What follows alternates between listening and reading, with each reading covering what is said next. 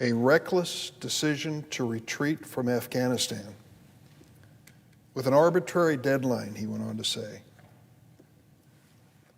What the senator failed to include was the efforts made last year before Joe Biden was elected president by the previous president, Republican Donald Trump, through his Secretary of State Pompeo, in direct negotiation with the Taliban to establish the deadlines that we are living by, have lived by, in the evacuation of Afghanistan. The idea didn't come with the new president, Joe Biden. The idea started under the previous Republican president, Donald Trump, who sent our Secretary of State to directly negotiate with the Taliban leaders. One of the things that they negotiated, incidentally, I want to make a record of it, was the release of several prisoners at Guantanamo that Taliban wanted released. And President Trump negotiated their release. And now the Republican leader in the Senate comes and notes the fact that 4 of these releasees, prisoners, are now in positions of power in the Taliban administration. Well, of course, that speaks for itself, but honesty would require us to note the fact they were released by President Trump to the Taliban and now have positions of authority. There's no blame for President Biden in that score, as far as I am concerned. To say that we were naive toward the Taliban is to ignore the obvious. President Trump negotiated an agreement with them. If we would hold to a deadline for leaving Afghanistan, he would make certain that American forces were spared attacks during that period of time. That was part of the conversation. That was part of the negotiation. That in and of itself was a positive thing, but it also held us to a deadline to keep our troops safe. But the notion of working with and negotiating with the Taliban started with President Trump and Secretary of State Pompeo under the president. As to whether the situation in the evacuation was entirely avoidable, I'm not certain that there was a playbook left by President Trump when he left office as to how he would have handled that evacuation. And I will say this for President Biden. I believe, as he did, that it was time for this war to come to an end. 2,461 American body bags, American lives lost in the war in Afghanistan. More than 20,000 of our troops seriously injured during the course of that war. $2 trillion spent, 20 years in a war that seemed like it would never end. And we spent most of that money in an effort to build up an Afghan security force that would take care of itself so that America could come home. And what happened? As soon as the United States said there will be an end to this, sadly, many of these Afghan soldiers, uniformed, paid for, and equipped by the United States taxpayers, threw their guns down and surrendered. And then, of course, the administration of the government in Afghanistan left the scene completely. So I'm one who voted for the invasion of Afghanistan for obvious reasons. That's where Osama bin Laden was supposedly hiding out with al-Qaeda, responsible for the 9/11 atrocity, which we have noted the 20th anniversary of this week. But I don't believe anyone on the floor of the Senate envisioned a war that would go on to be the longest war in American history. That is what happened. The second issue raised by the Republican leader notes that the American Rescue Plan was a recipe for inflation, and he called it a tax hike on working families. Let's clear up that record. The American Rescue Plan was suggested by President Biden. The goals of that plan were several. The goals included the administration of coronavirus vaccine across America, which has taken place in one of the most effective efforts ever to make it available. I'm sorry that some 30% of Americans refuse to be vaccinated, but it has nothing to do with the availability of the vaccine. President Biden kept his word to bring that vaccine to the American people, and that was part of the American Rescue Plan. I don't know if the senator from Kentucky is questioning the wisdom of that, but it's fact. The second thing it did was to provide a $1,400 payment, if you'll remember, that had been promised by President Trump, and we completed and kept that promise with the American Rescue Plan. So dollar assistance to families across America, including working families, let me add. And also then came the child tax credits.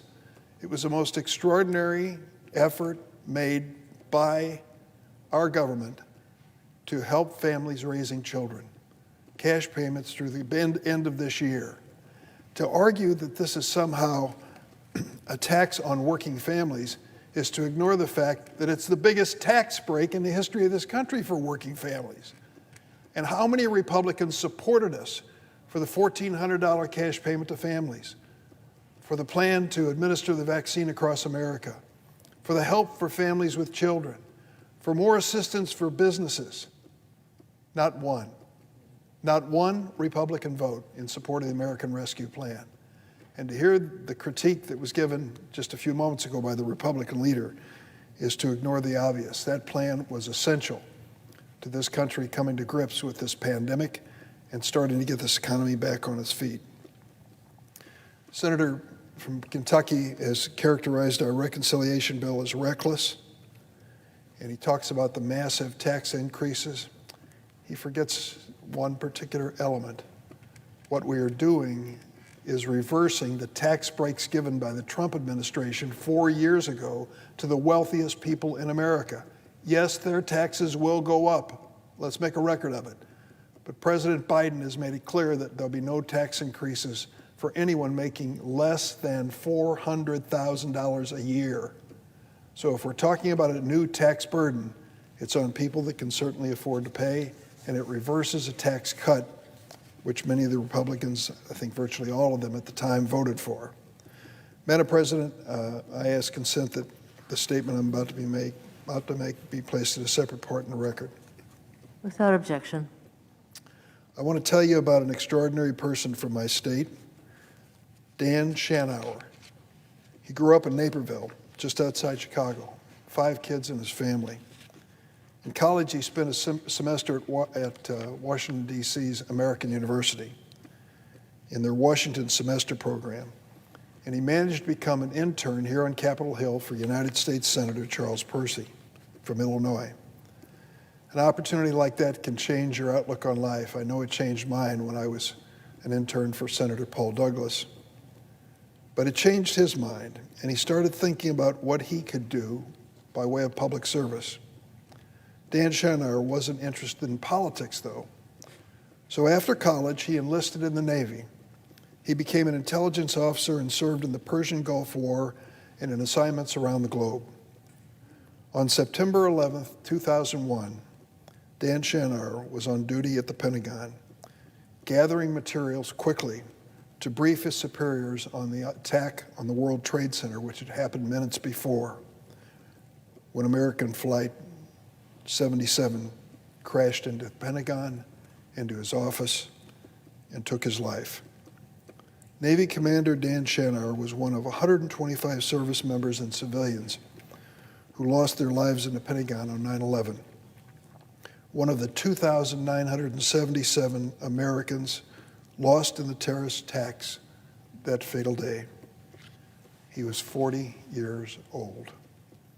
2 years later, the people of Naperville, Illinois, dedicated a memorial to his honor on the River Walk on the banks of the DuPage River. It was one of the first 9/11 memorials. This past Saturday, the victims and heroes of 9/11 were remembered in ceremonies at the Commander Dan Schanauer Memorial in Naperville, at the 9/11 memorials at the Pentagon, New York, and Shanksville, Pennsylvania, and in countless other gatherings. 20 years after the attacks, the remembrances of that year seem to contain a new kind of sadness, not only for those who perished, rest their souls, but for all we've lost in the years since. In our shock and grief following 9/11, Americans were sustained by acts of heroism, sacrifice, compassion, and a deep sense of national unity. I watch 60 Minutes every week. Last night, I saw the program that they dedicated to the fire department of New York and 9/11. It was touching, emotional, heartbreaking. I had tears in my eyes as they told the stories of 343 firemen who went into those buildings to rescue the people who were there. They told their stories, even with their voices from radio transmissions and the voices of those victims in the building praying that someone would rescue them. It was a touching moment and a reminder of what true courage looks like.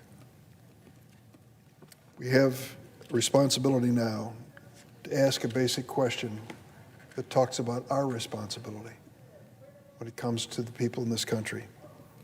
Do you remember the national unity that we felt after 9/11? That tragedy brought us together. Imagine then, fast forward if you will, to January 6, 2021, when the insurrectionist mob overran this Capitol. Well, I was in this Capitol on the morning of 9/11, meeting in the Democratic leader's office just off the floor. We'd seen or heard that the first plane had crashed into World Trade Center, and we went and turned on the television to see if there was any further news and saw in real time the second plane crash into the other tower. Then a third plane flew into the Pentagon, taking Commander Dan Schneider's life. We only knew from the black billowing smoke across the mall that something terrible had happened, and we didn't know what was next. Someone came running in the room and said, "Evacuate the building. Leave this building, it's not safe." And everybody went pouring out onto the east side of the Capitol in front of the Supreme Court building. A tourist came up to me and said, "You work here?" I said, "Sure." "Where are we supposed to go? Where is it safe?" I didn't know what to tell him. There was no Capitol Visitor Center or any place. I directed him to the train station and the metro station blocks away. In the days that followed 9/11, we learned about the heroes of Flight 93. While we were standing on that lawn, thank goodness those passengers stood up and made a difference and sacrificed their lives in the process to stop that plane from crashing into the Capitol or the White House or whatever its final destination might have been. Lynn Sweet of the Chicago Sun-Times did a special column remembering 9/11, and particularly Todd Beamer. Todd Beamer was a Wheaton College grad who was a passenger on Flight 93.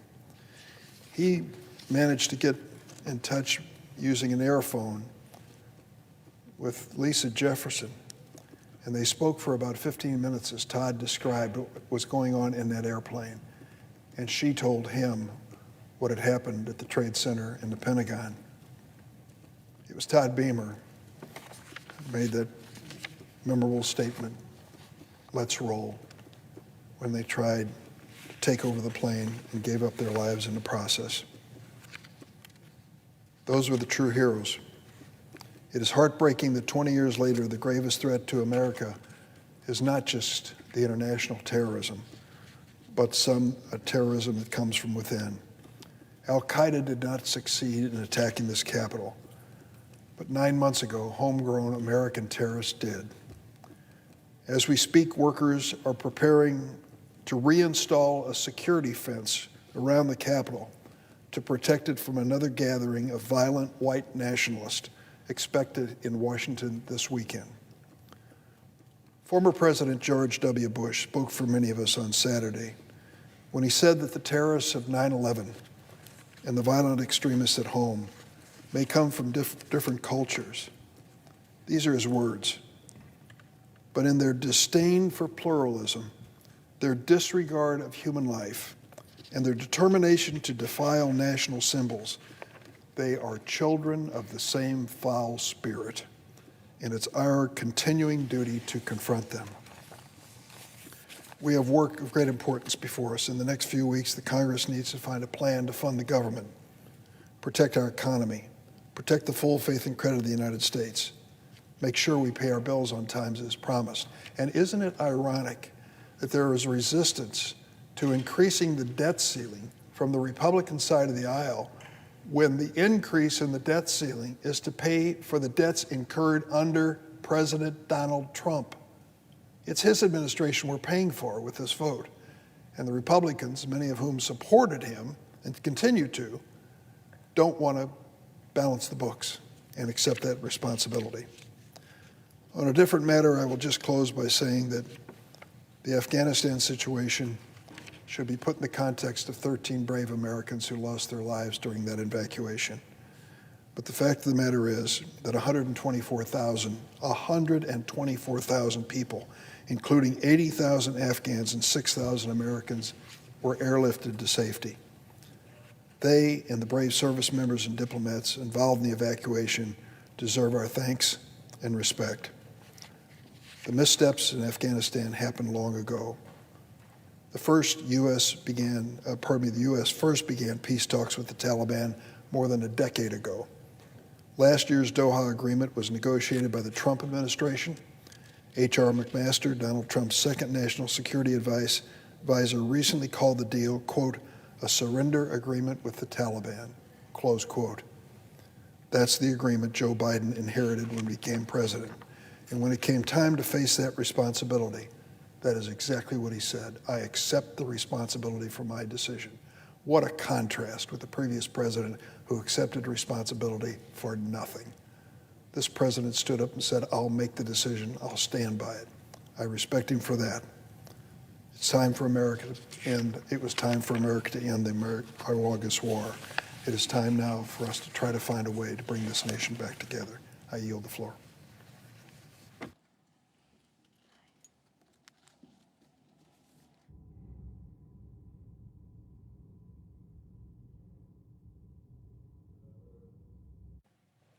Charlotte, you had to